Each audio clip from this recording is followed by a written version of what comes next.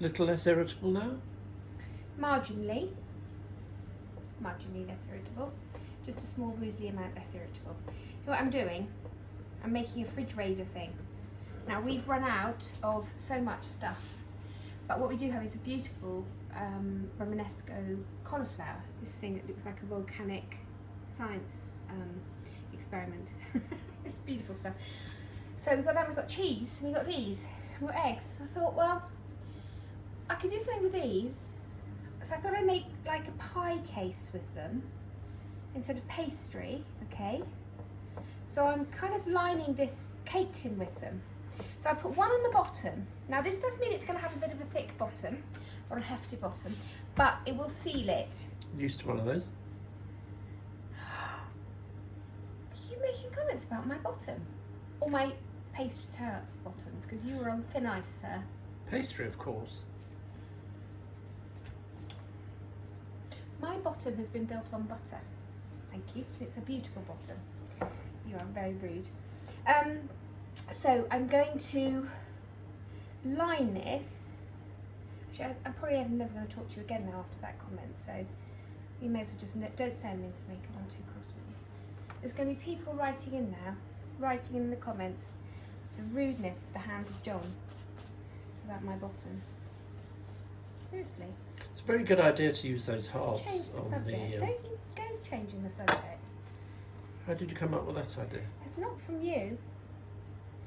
Right, so I've made the sides with half ones, okay, and then I'm putting another one in the middle to seal the bottom. That's bigger. Well, that looks a better size, doesn't it? Because they're not all even. So then I put that in the bottom. Right, okay, so hopefully now we've got a nicely sealed bottom. And what I've done is I've just brushed it with a little bit of olive oil. It kind of just helps stick it as well. That's kind of what I'm thinking. It helps stick it to the other one. Looks like a big flower. It does look like a big flower, actually, doesn't it? Flour tortillas.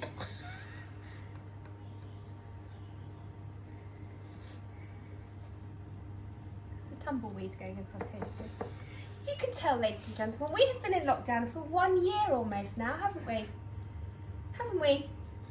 Yeah, 1 year together in a house, making films, enjoying each other's company. 1 year.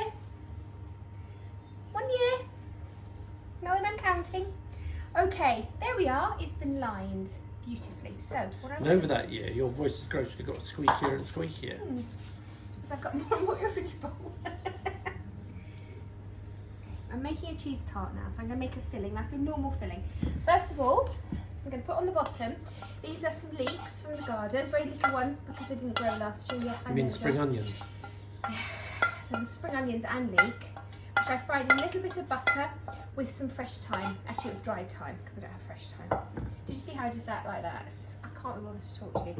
So put it all along the bottom of the beautifully made tortilla base thing. Okay. All right, that goes there. Then going to add. Well, what I'm going to do, so we'll put a little bit of cheese first, actually, at the bottom. I think we're just, because we're going cheese, all right?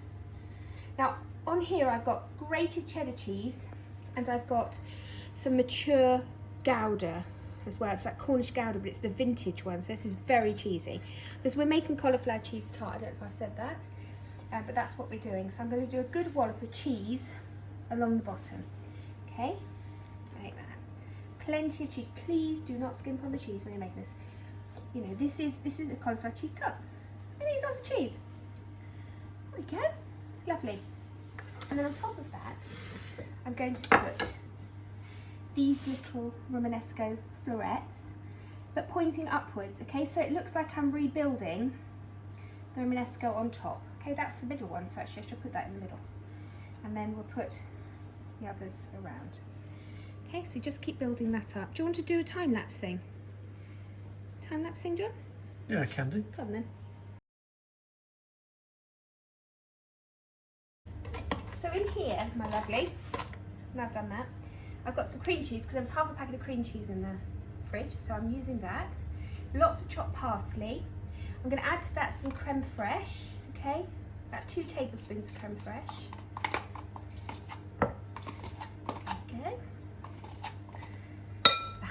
some eggs. I don't know how many yet, maybe about 6 eggs, I think. 6. 2. 3.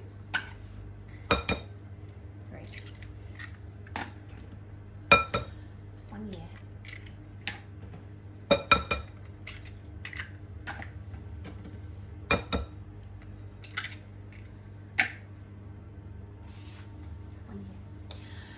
Mustard, whole grain mustard. Good one to put that everything in. 2 teaspoons. Some salt, black pepper, and I'm going to get some milk out of the cupboard, and then a little bit of milk and beat it all together. Sorry? Milk out of the cupboard. Out of the cupboard. Out of the fridge. Oh, can I use your milk? This is his special fancy milk. It's full, gold top, Jersey milk used in the cereal. Is that enough? I'll put some of that in there as well. And then I'm going to mix this all together. I'm going to whisk it. Whisk. My whisky whisk. And then I'm going to pour it over the top, add more cheese, bake it in the oven at 160, about 45 minutes I think. I'm going to slow cook this. Okay, it's not going to be a fast cooking one. It's going to be slow. Okay, Madeline. Thought I'd better. A little bit of cheese just going in there, okay? Because you can. Mix that in. Now I'm going to pour that over the top of this and hope there's going to be no leakages.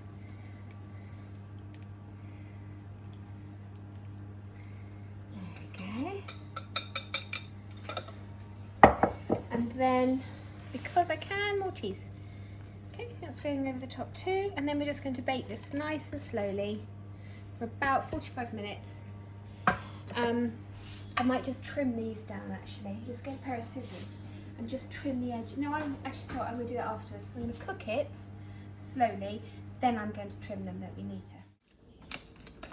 What are you doing? I'm cutting. I actually think it would have been better to cut this beforehand, which I might put in the recipe underneath. This took about an hour in the end in the oven because it's quite deep. There's quite a lot of mixture. So it took about an hour at 160 degrees. And I meant to say beforehand, but I was too busy being irritated with you, was the fact that the cauliflower needs to cook for a couple of minutes in boiling water, then drain and refresh it with cold water before you put it in. So it wasn't raw cauliflower that I put in. So it's slightly rustic. I actually think cut it beforehand would be better. But anyway, it doesn't matter. It's the first time I've ever done one of these. I just saw them and I thought, let's give them a go, and it worked. It's made a tart of it anyway, hasn't it? I'm just taking it out of the ring. Now, I'm doing this on an upturned pudding basin. You see how that happens? So that means that it just drops down. Naturally, gravity helps. But that's worked, hasn't it? Hasn't leaked. I'm quite pleased with this, you know.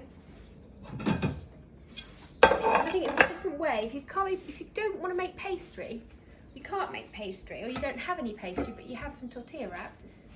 It's the perfect job, really, isn't it, for that? I'll take it off there to serve it.